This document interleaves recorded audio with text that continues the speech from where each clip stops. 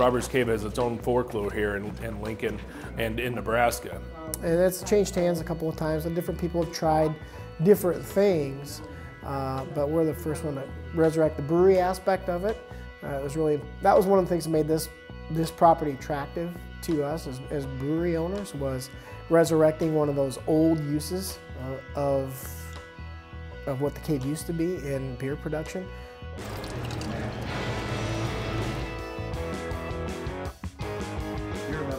Easy drinker. Resurrecting Robbers Cave in Lincoln seemed a task perfectly fit for a brewery who models its brand after a police shield. Blue Blood itself, in theory, started back when I became a police officer back in January 2000.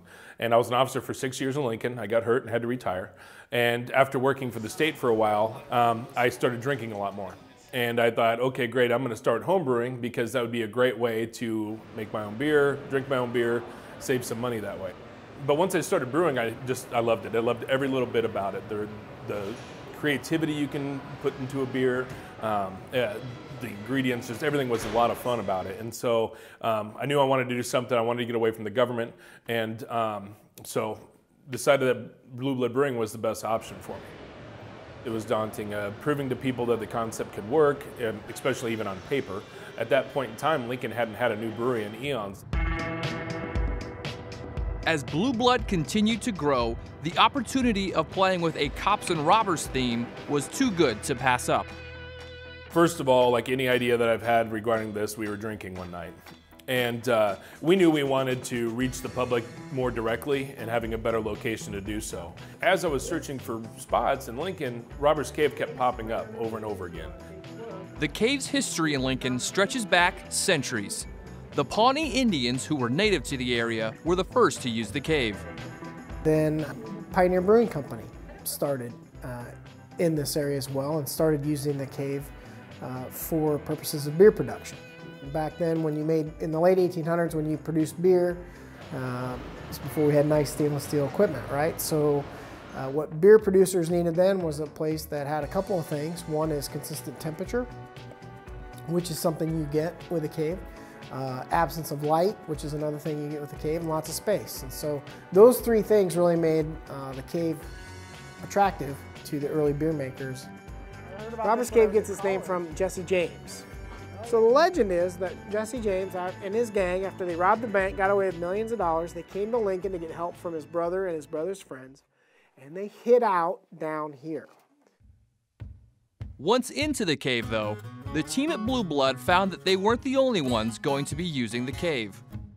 When we first kind of popped open the cave, right, so all we had were flashlights and cell phone lights and some lanterns, and it was cold, but there were hundreds of bats just kind of flying all over. We had disturbed them by being in there, and so we had an interest in preserving that.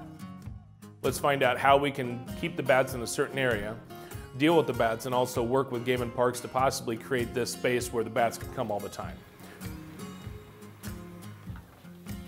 So we created the third tunnel that is back there. We actually created a space for the bats.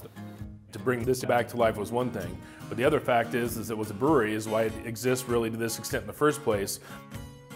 This expansion into the cave wouldn't be possible without the growth of craft beer in Nebraska.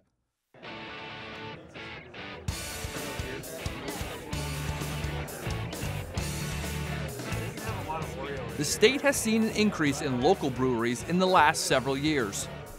Craft beer's surge, I personally believe is one, people want a better tasting product, and two, it's about local. You've got to have that local touch on a lot of things, and really that's shown it. Look at farmers markets, they're busier than they ever have been. There's more of them than there ever have been. People want to know where their stuff's coming from and who makes it. That includes using locally grown hops. Hops are very difficult on the labor side to grow. They grow very well. Our soil is excellent for it. The university is now doing studies across the state and determining the best areas. The Nebraska Hop Growers Association wanted to get more growers active and work with each other to try to process and make sure that quality hops are being grown in Nebraska. A hop is actually, it looks like a loose leaf cone. Inside there is yellow lupulin glands, and that's actually the bitterness and some of the flavor and aroma that the brewers are looking for their craft beer. There's so many craft breweries starting across the United States and within Nebraska, and they're needing more local products. And as we've proved through the Nebraska Hop Growers Association and the other members that quality hops can be grown here in the state, it really adds to those local beers, and they can get in those local flavors within those beers. So it's an exciting time for both sides. It's not just Lincoln and Omaha. The craft beer industry in our state is grown. Certainly in the urban areas, but it's growing across the state. Some of those breweries are in some of the smallest rural communities in our state, and they are doing very well. I think if anybody who wants to drink craft beer or wants to be part of it, they have to walk in with an open mind.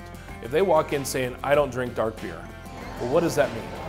And so if you come in with that open mind, you're gonna find stuff that you never thought you would like and possibly love it. So it's just going in with that open mind and really talking to the bartenders and stuff at the tap rooms, because they're going to be the ones that help guide that individual to the right spot and to the right beer.